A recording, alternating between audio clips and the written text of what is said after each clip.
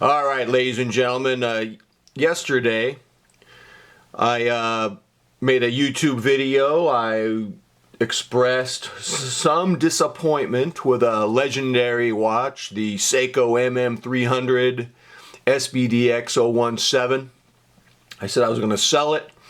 Within 5 minutes, I got an offer from a very nice gentleman, someone who watches this video, Carlos, who's in charge of security at the USC hospital. He works in law enforcement. I believe he's either a sheriff or a police officer who's in charge of all the security. And he actually watches my videos. Oh my gosh, what a responsibility I have.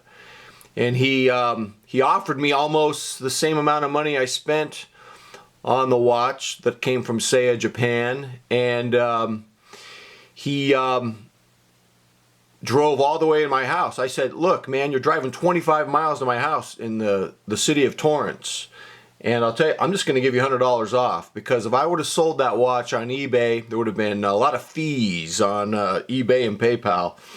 So I gave him $100 off, and it looked pretty good on his wrist. It was he said he had a 7-inch wrist. It looked like it was 7 or a little under, and it looked pretty good on him. And he texted me and he said, you know, he had some doubts as he was coming home at night. It wasn't really singing on his wrist, but that in the morning and in the light of day, it was starting to sing on his wrist. So who knows? Maybe, excuse me, maybe he'll be in love with it. Maybe he won't.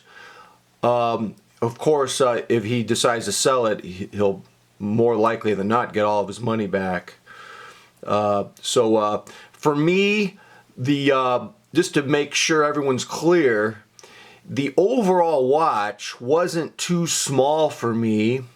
There were two specific things about it that were too small for me. I wanted a little bigger lugs north to south, and even more importantly, I felt that the dial was just too small.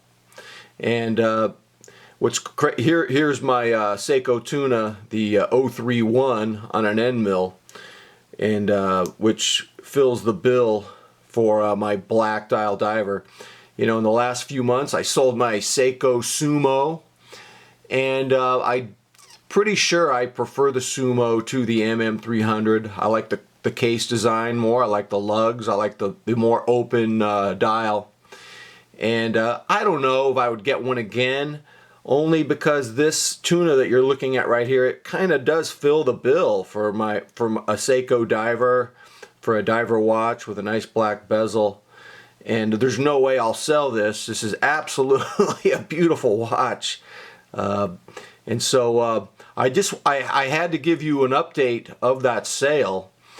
And some other things I could tell you. Carlos was nice enough to bring some of his collection. He had a Breitling that he's going to sell, and he brought a Sumo on an Angus Super Jubilee, and he and I both agreed that the Super Jubilee Angus was too blingy, and definitely I would prefer the Sumo on an end mill.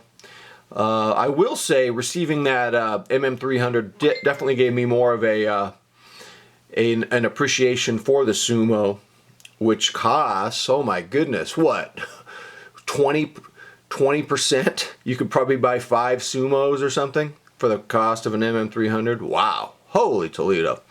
So I figured, my watch collection is tiny. It's really tiny, so I thought in the aftermath of the sale of the MM300, I would just give you a state of the collection.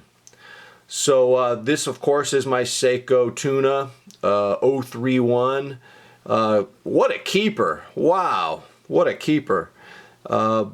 It's almost my favorite watch. It's almost my favorite watch. But I guess my very, very favorite watch is the Seiko Tuna 033 on the end mill. There's just something about it being all stainless. And then you've got a polished case rather than a brushed metal one. Probably my favorite watch of all time. The Seiko Tuna 033. That's watch number 2 in my collection. So I've got a couple of tunas in my collection. And here's another surprise in my collection. I told you guys about this. What a a beautiful blue wave dial on the Seiko sawtooth. The seller took the mineral off and put sapphire on. Are you kidding me? I had to buy this watch. One of these days I may take this bracelet off and put an end mill on it. I'm not a big fan of the bracelet, but it's okay. The H-links are okay, but you know me, I like end mills. The loom markers on this are breathtaking. As breathtaking as the tuna, and they're just these huge dots. And this watch is rare. This watch, I don't even think you can find it. You can find them beat up once a year, and then the greedy eBay seller pig is trying to get like $600 for a roughed up sawtooth. Are you kidding me? They're not that great, but if you can find one in mint and the guy's not a greedy pig, and get it for a reasonable price, as I did, then pick one up. I don't know why Seiko stopped making those. What are they, just arbitrarily making watches? So I only have really one dress watch left. I was selling watches to fund the MM300, so I don't have that many left, but I'm fine. The Citizen Grand Touring, you know what, this is somewhat of a polarizing watch. So, some of you love it, and some of you will go, that's the ugliest watch I've ever seen. Oh, man, Lord have mercy, man. What kind of taste you have? Some of you guys are very blunt and very opinionated. I mean, you know, it's fine, I guess, but man, you get very emotionally invested. Look at the dome sapphire, rather breathtaking. This is a keeper. The Citizen Grand Touring 50-hour power reserve. That's what I'm talking about when I look for an automatic watch. Same as the Sumo.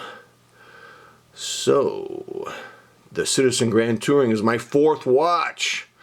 And then, for water sports and other adventurous opportunities that come my way, the Citizen ProMaster BN0176. Great legibility, great wrist presence. Some have complained about the rubber strap. And I have no complaints about the rubber strap. I'm not going to lie to you guys. I've never really had good experiences with rubber straps or leather straps. They're all a pain in the butt. I like bracelets. So I found nothing unusual about this rubber strap. It's, you know, your typical pain in the buttocks. And this is a very nice example of a Citizen ProMaster Aqualand, which I wear for water sports and whatnot. And that's it. Only 5 watches in my collection. Carlos was salt of the earth. He drove all the way to my house, you know, from work, and came back on his break. I mean, he didn't mess around, man, to get that Seiko MM300. Wow, the watch community, I don't know how small or big we are, but man, we do love our watches. And man, word gets around. So that's the whole story of the MM300. And that's my collection, as tiny as it is. And have really no plans for any acquisitions right now. And until next time, I'm out.